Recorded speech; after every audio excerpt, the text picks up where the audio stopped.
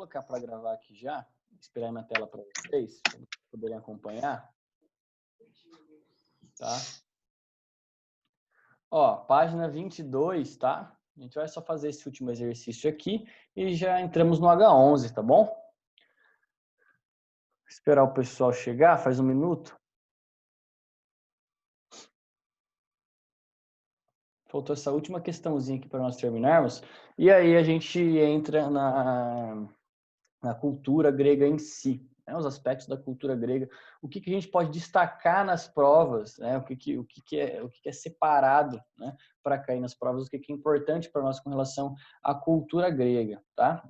E como que ela se desenvolveu, por que ela se desenvolveu, tá? Alguns pontinhos chave aí, belezinha? Tranques.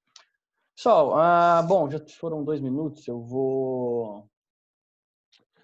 Vamos fazer a questão número 13 aqui, tá? É da Mackenzie de São Paulo, questão boa. Ó, pessoal, página 22, tá? Quem tá com a apostila aí, acompanha comigo, por favor. Nosso modelo de Estado é fruto da Revolução Francesa, que, fascinada pela democracia grega, considerava que os atenienses criaram um princípio do Estado legal.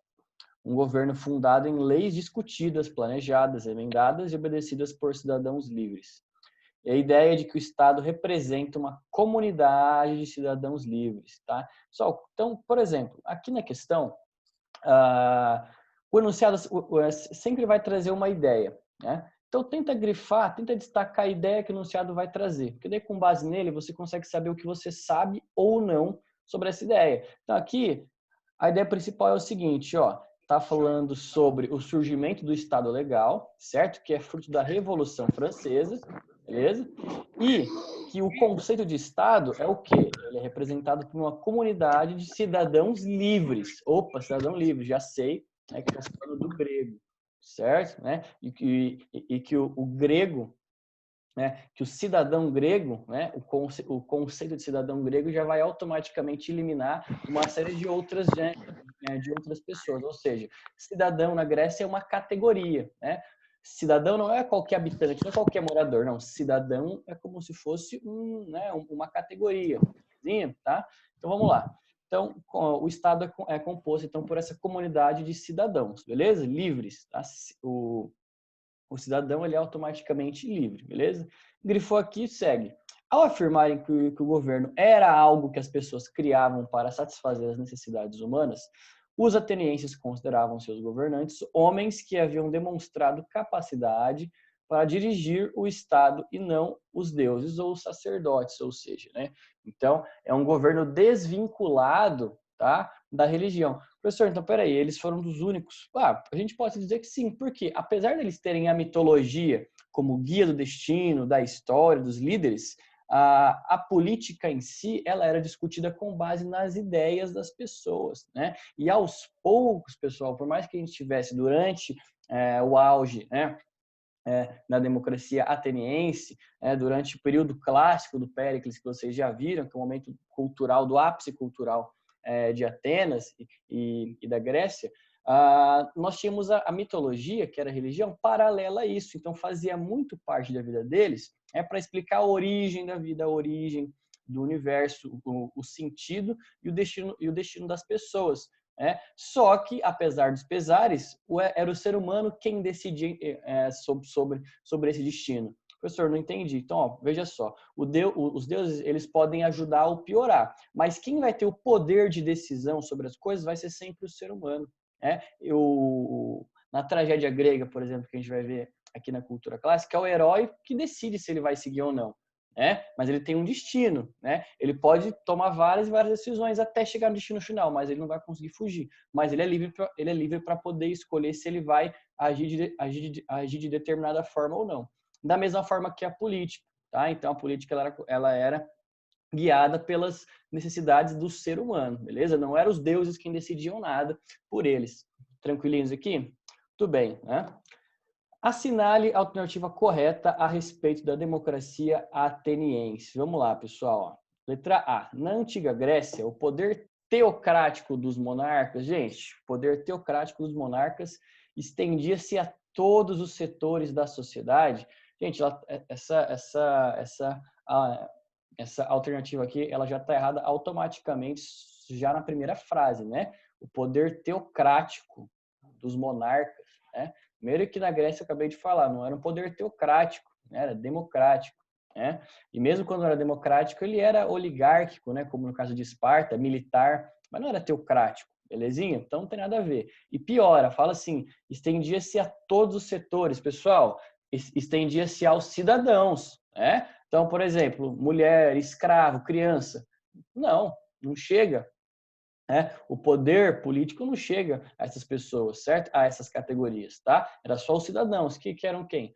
Filhos, né? Parentes de, são descendentes de atenienses, certo? Que são daquela cidade, belezinha? Então, por exemplo, em Atenas, só ateniense é cidadão. Em Tebas, só quem nasceu em Tebas é cidadão. Né? O ateniense em Tebas ia ser cidadão? Não, ele é estrangeiro. Né? Então, eram só aos cidadãos que já excluíam boa parte da população. Então, a letra A já está errada, nem precisa continuar lendo, já passa para a próxima. B, queridos, letra B. Na antiguidade, a herança política dos atenienses foi singular, obtendo um significado duradouro devido ao entendimento pelos cidadãos de que os problemas da comunidade têm sua origem nos seres humanos e exigem soluções humanas. Tá certo? Gente, perfeito. Né? Por quê? O que eu falei? Professor, mas você acabou de falar que eles têm influência dos deuses que criaram o mundo, criaram o universo. Exatamente. Os deuses criaram o mundo, criaram o universo. Né? Na verdade, os titãs, que na verdade tinha a Gaia, aí tinha a Causa, tinha a Gaia, aí assim foi indo. Aí veio os titãs, aí vieram os deuses, então assim, a criação, né, estava aquém deles, ou seja, além deles, certo? Além do ser humano. Mas os problemas dos seres humanos é ele que cria, belezinha? Né? Então, a política é algo do ser humano. Para entender que a política é para o grego, basta pensar que é algo do ser humano, ou seja, a política quem faz é o ser humano para com o ser humano. Nada a ver, então, nada tem a ver, então, com a religião, nada tem a ver com os deuses, beleza? Tá? Então, a alternativa correta é a alternativa B. Tranquilinhos aqui, pessoal? Mais alguém chegou? Deixa eu ver quem está participando aqui da aula. Peraí, só para dar uma... Nossa, tem bastante gente hoje, hein? Nem vi vocês chegando. Bom dia para quem eu não falei aí. Pessoal, a gente está na página 22, que acabamos de corrigir a última questão que faltava. Ou tinha mais alguma? Não, né? Finalizamos todas. Queridos, vamos lá agora, então, para a página 23. Falaremos aqui, então, sobre a cultura grega em si. Pessoal, vamos entender pontos-chave aqui, pessoal. Falamos em cultura grega. Então, o que é tirado da cultura grega que a gente pode cobrar nas provas, que aparece nas provas, o que a gente precisa saber, afinal de contas, pessoal? Seguinte, né? Primeira coisa que eu falei, já fazendo um link com a número 3 que a gente acabou de resolver aqui, tá? A Grécia, pessoal, o grego vai se destacar na história por ter sido o primeiro a criar um sistema político para o ser humano e que o ser humano participa das decisões, participa, portanto, das decisões na comunidade onde ele vive, beleza? Tá? Então ele vai criar a chamada democracia. Pode destacar essa parte aqui. Pessoal, se não estiverem conseguindo ver, me avisa, porque é importante vocês grifarem onde eu estou passando aqui. Tem como ver? Tá tranquilo? Infelizmente é só esse recurso aqui que o digital tem, tá? Ó. Então, o grego ele fornece, pessoal, as bases para a democracia e para depois as outras civilizações seguirem. Então, o Império Romano vai pegar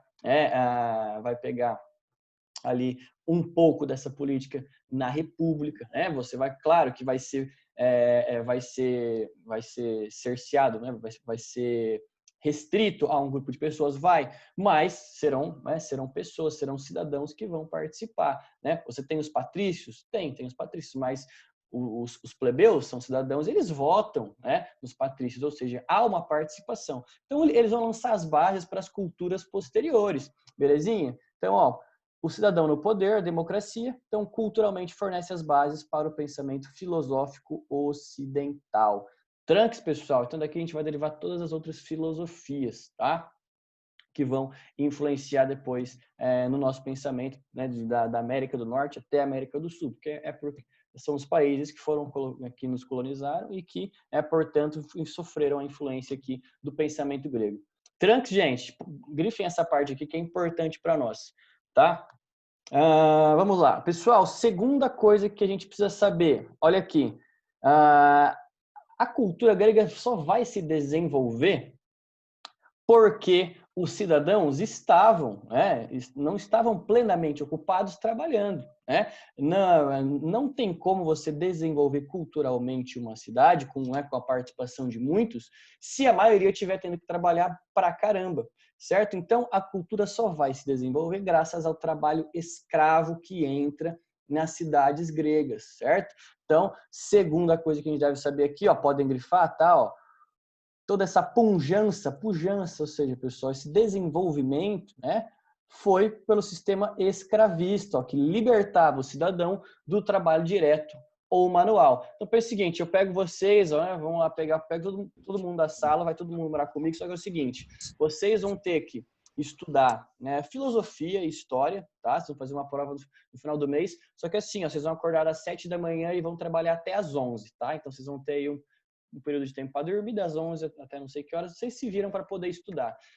Vocês acham que vai ser um rendimento interessante? Professor, eu consigo, estudo umas 2 horas por dia, alguns, né, não dorme nada, fica varado a madrugada, no outro dia não aguento trabalhar, mas dá para fazer. Não, gente, vai ser horroroso, vai ser péssimo, né? Assim, até vai existir um desenvolvimento no estudo de vocês, mas vai ser relativamente baixo se comparado a uma outra situação em que vocês não precisam trabalhar.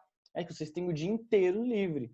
Professor, hoje em dia a gente fica o dia inteiro livre, eu fico vendo Netflix. Tá, beleza. Né? Mas o grego, ele não tinha Netflix, certo? Então a gente tem que pensar o seguinte, ele vai pensar o mundo e observar o mundo, certo? Então ele vai criar teorias para a origem do universo, vai criar teorias a partir da observação, ou seja, né, da natureza. Como que a natureza funciona? Ele vai perceber que o vento sopra não necessariamente depois de um tempo, né, porque Zeus soprou, né, ou as ondas quebram porque o Poseidon quis. Não, ele vai perceber que existe uma mecânica, uma physis, olha aí a physis, uma física na natureza que faz com que ela funcione.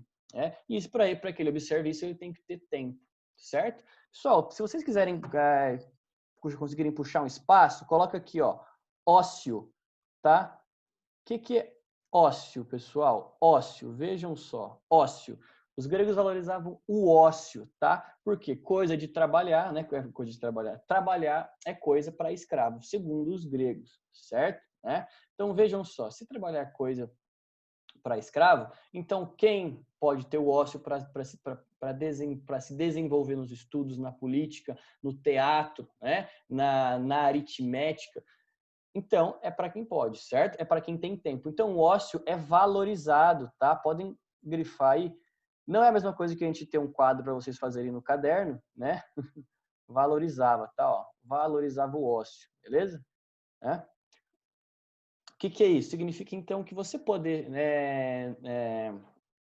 não trabalhar é algo bom, é algo interessante, porque significa que você pode se desenvolver intelectualmente. Então, os gregos valorizavam o ócio. O ócio, hoje em dia a gente fala, ó, pessoa ociosa, não faz nada. Mas o ócio, pessoal, para o grego é o seguinte, ó, o ócio, uma coisa é você não ter nada para fazer, e uma coisa é você ter um monte de coisa para fazer e ser obrigado a fazer. E você não fazer nada porque você tem a opção de não fazer nada. Né? E você não ter que trabalhar e, portanto, escolher, né, se desenvolver culturalmente e intelectualmente, certo? Então, por exemplo, quem trabalhava era o escravo, ou até aqueles que tinham que trabalhar muito, não tinham o ócio, né? Então, por exemplo, mesmo aquele que era um cidadão livre, tinha que, muitas vezes, né, por ser mais simples, tinha que trabalhar.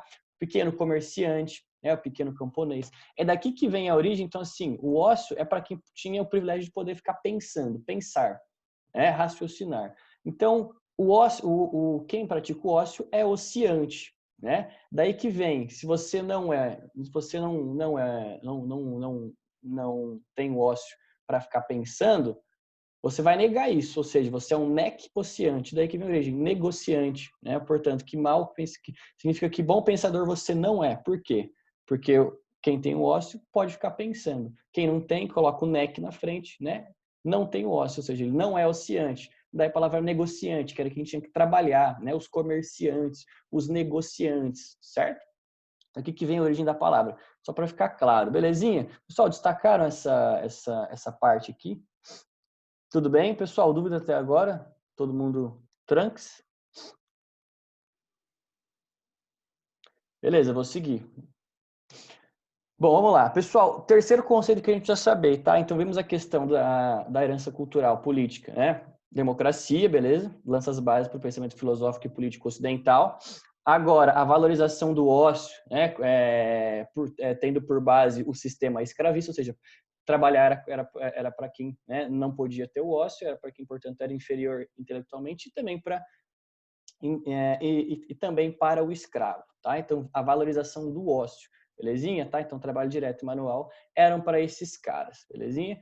Terceira coisa que a gente tem que saber é isso aqui, ó, pessoal, o conceito de helenismo, tá? A gente vai definir como uma penetração da cultura grega entre os povos do Oriente. Quando isso vai acontecer? Pessoal, a gente acabou de ver isso lá atrás, vocês sabem disso. Quando que isso vai começar a acontecer? Pessoal, só por educação, só para não me deixar no vácuo, sei lá. Usar o chat não, pelo menos chat. Nem um bom dia. Beleza, eu falo então, ótimo. Bom, seguindo, pessoal, essa penetração da cultura grega, dos helenos, o grego se chamava de heleno. Quem vai chamar o grego de grego é o romano depois, tá? O heleno era o grego se chamando de heleno, certo? Era o grego se chamando de grego. Ou seja, o heleno se chamando de heleno. Ficou claro? Tá? Então, os gregos se autodenominavam helenos, beleza? Então, o helenismo a gente pode definir como a difusão da cultura grega nos povos do Oriente, no Egito, né? Entre os persas, todo o sistema persa, né? Que foi constituído pelo Ciro, pelo Dário, pelo Xerxes, Artaxerxes. E quando Alexandre o Grande domina esses povos, a difusão da cultura grega ocorre de maneira expansiva, é o surgimento, então, do helenismo, que é o terceiro item que a gente tem que saber aqui. Podem grifar essa parte que está destacada, ok? Tá? Muito bem. Cadê? Aqui. Pessoal, terceira coisa. Gente, dúvidas até agora? Não? Tranques? Pessoal, quarta coisa que a gente deve saber é o seguinte, ó. O sistema de trabalho, tá? Então, veja só. O escravismo, ele não vai acompanhar, tá? Ele não vai acompanhar o processo do helenismo, ou seja, terão pouquíssimos escravos durante o período helênico. Terão, então, pouquíssimos escravos durante o período do Império de Alexandre o Grande, tá?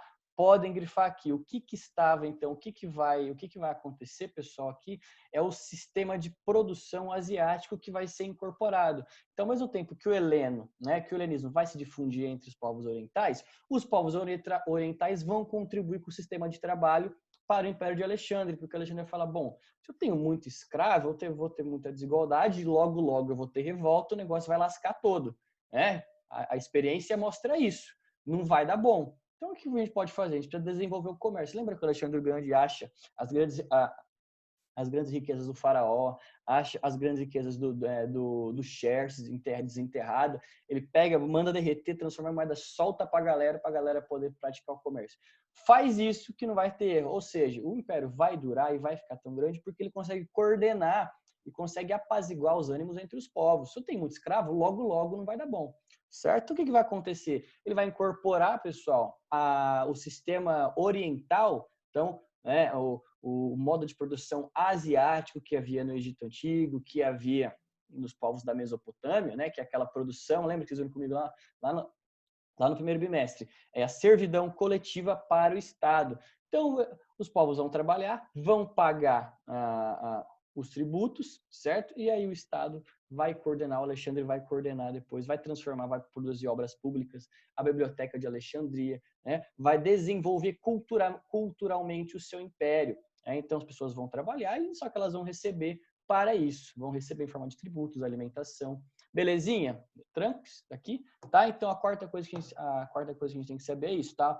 Vai se destacar aqui, então, pessoal, o sistema de produção asiático, é uma mistura, né? Se na Grécia antiga a gente tinha o escravismo como a base para o desenvolvimento da cultura, no helenismo a gente tem, então, a introdução do modo de produção asiático ao sistema do Império Alexandrino. Belezinha? Tranques? Tá? Muito bem. Cadê? Aqui. Relação entre escravismo e cultura. Pessoal, a gente só vai reiterar o que eu tinha falado, tá? O cidadão grego podia dessa forma, então, tá livre para dedicar-se às atividades culturais, políticas, esportivas, alimentares.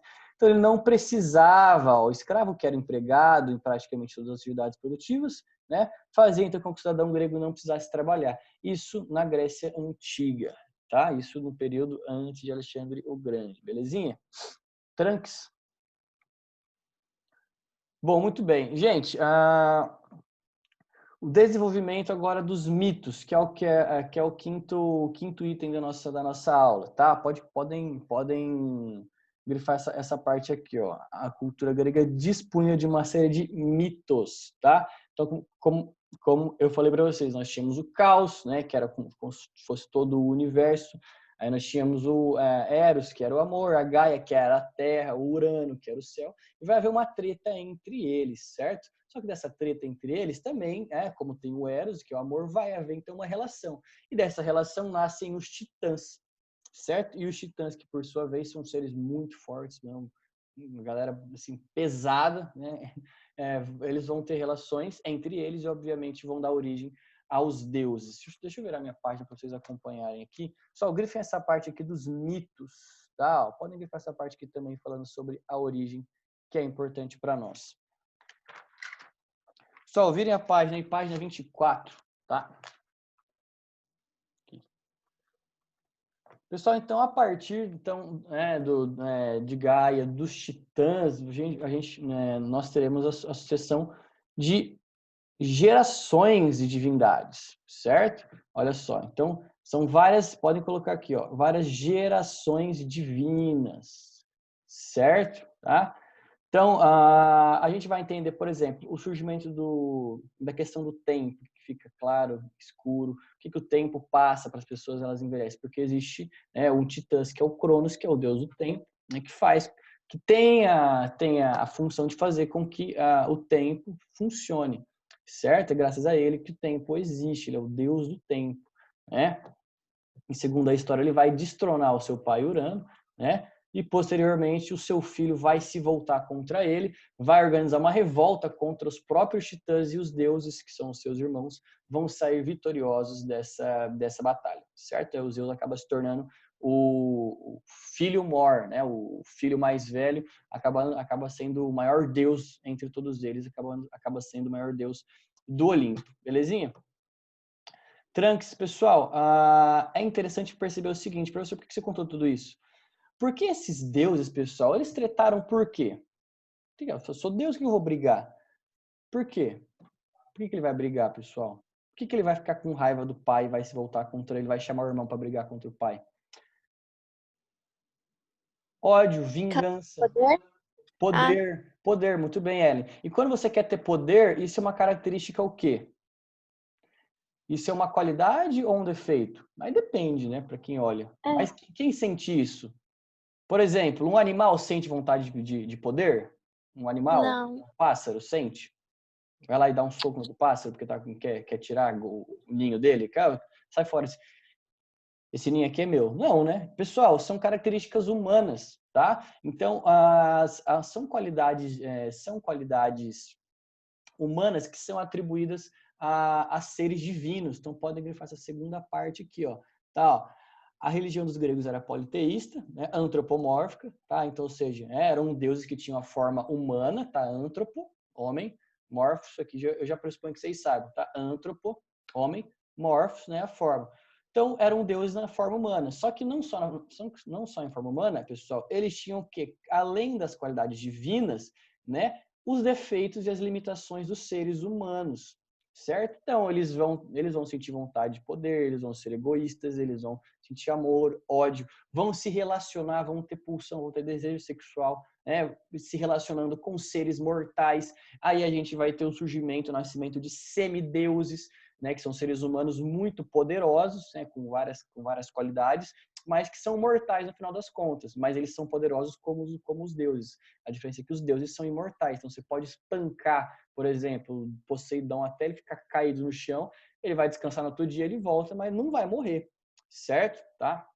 diferentemente do ser humano, né? Desses semideuses aqui que tinham, que eram fruto da relação entre os deuses e seres humanos comuns, meros mortais, tá? Então, os deuses vão se embriagar, vão beber, vão sair por aí, vão dar match no Tinder com a galera e vão acabar tendo aí relaçõezinhas com os mortais, e aí dessas relações nós temos o surgimento aí dos semideuses, que são os heróis da tragédia grega, né? Que a gente vai ver, se der tempo, porque faltam 4 minutos. Cadê, pessoal? Grifaram essa parte que está destacada? Pessoal, tranquilos até aqui? Fácil? Alguma pergunta, queridos? Tranquilos? Tudo certo? É uma pergunta. Fala, Danilo. O que é antropomórfica? Antropomórfica. Pessoal, grifa essa parte aqui. Grifa, quando eu falo grifa, eu pressuponho que vocês já grifaram bastante, mas destaca ela, coloca aqui, ó. Tá, ó. Forma humana, tá? Então, por exemplo, forma humana. Então, por exemplo, os egípcios, eles tinham deuses antropozoomórficos, ou seja, antropo é homem, tá? Zoo, animais, morfos, né? Forma. Então, eram deuses que tinham o corpo, metade do corpo humano, e a outra metade era de animais. Então, o Osíris tinha a cabeça, né? Tinha a cabeça do pássaro lá, o deus, né? O deus dos céus, né? Cuidava ali dos ventos, etc. Ele tinha, então, o corpo de ser humano normal, o corpo igual ao meu, né? De homem. E aí, a cabeça dele era a cabeça de um pássaro, né?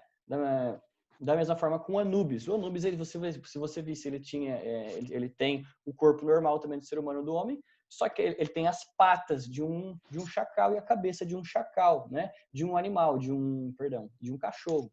Então, antropozoomórfica. Aqui não, eram deuses, só que tinham um corpo humano. Ou seja, como se eu pegasse, por exemplo, Danilo, você tem a forma de um corpo humano. Só que agora você é Deus. Significa o quê? Que você faz o que você quiser. Você some, você voa, você manda trovejar, você quebra as coisas no meio. E você é imortal, entendeu? Então, antropomórfico é isso. Qualquer coisa. É a forma humana, exatamente, tá? Beleza? Antropomorfismo, beleza, pessoal? Tranks? Gente, seguindo aqui, temos mais 2 minutinhos, vamos ver se a gente consegue para o segundo parágrafo, tá? Aqui, cadê? Aqui. Pessoal, olha só. Havia uma íntima relação entre religião e Estado. Os deuses regiam tanto a vida privada como a vida pública. Havia, por exemplo, a crença absoluta de que foram os deuses que deram a vitória aos gregos nas guerras contra os persas. Professor, mas você acabou de falar ali na questão anterior que as decisões políticas dos líderes e os problemas humanos tinham que ser resolvidos entre os seres humanos. Sim, exatamente. Mas pense o seguinte, os deuses vão influenciar, podem ajudar ou podem piorar. Então, o que você vai fazer? Você vai pedir ajuda para eles nas suas decisões, certo? Mas você lembra o seguinte, você é livre, você faz o que você quiser. Então, veja só, o Ulisses, quando ele volta da guerra de Troia, ele acaba a guerra lá, ele chega, obrigado, ainda bem que eu tive essa ideia do cavalo de Troia. Aí chega Poseidon e fala, oi Ulisses, oi Poseidon, tudo bem? Ulisses, você teve essa ideia sozinho? A ideia foi minha, eu ganhei, parabéns para mim. Não, mas sozinho, você acha que os deuses não ajudaram? Não, é que eu ganhei a guerra, daí assim, eu que, né, o mérito é meu. Então você acha que os deuses não ajudaram em nada? Não, ajudou, foi então influenciazinha ali, mas assim, quem fez o seu? Ah, entendi. E beleza. E como você voltar para casa? Ah, voltar para casa com o barco. Ah, mas tem coisa no barco? Tem mantimento, tem bastante soldado, tranquilo voltar. Ah, mas quem controla o barco? Ah, sou eu. Ah, mas você volta por onde? Ah, mas volto pelo mar dele. Ah, e quem controla o mar? Aí ele, eita. Ou seja, daí ele vai mandar ele para um monte de coisa, manda ele para todas as ilhas possíveis, né? Todas as ilhas gregas possíveis, manda para Porã, Tebas, Corinto, um monte de lugar até ele conseguir chegar ao seu destino final. Ou seja, ele vai o Poseidon faz com que ele, né, dê várias voltas até conseguir chegar no seu destino. Ou seja, os deuses vão influenciar, mas os problemas humanos são na prática resolvidos pelos seres humanos. Sacaram aqui? Belezinha? Principalmente na vida política, tá? Pessoal, deu para entender? Sacaram aqui, meus amores? Fácil, difícil? A aula acabou. Se ninguém tiver nenhuma dúvida, eu vou encerrar. Tudo bem, gente? Tudo bem. Pessoal, com relação ao trabalho, alguém teve alguma dificuldade? Todos conseguiram encaminhar lá no link? Já consegui se enfiar, A gente professor. encaminhou, agora se vai chegar hoje eu não sei. Ah, não, se tiver conexão com a internet, acho que vai, né, jovem? A Maria Fernanda, a Manu, Tomara, tem vezes o que não vai. João, o Andrei, Guilherme, outro Guilherme, Ellen. Ah, daqui quem não tá faltando o Danilo não, o Murilo para variar e o Adilson só, né? E o Santiago não tá também. Murilo, Adilson e Santiago. Tá. Belezinha então, povo. A gente se vê então na segunda-feira. Se cuidem, bom final de semana, meus amores. Bebam bastante água, tá? E até segunda-feira, beleza? Bom final de semana, queridos. Falou. Pra você também. Valeu, Danilão. Tamo junto. Santiago. Pessoal, tô anotando aqui, mas vocês podem sair já, tá? Não precisa. Eu só tô anotando aqui. Eu vou. Já vou encerrar, deixa eu só anotar. Adilson e Murilo. Tchau, meus amores. Vou encerrar, hein?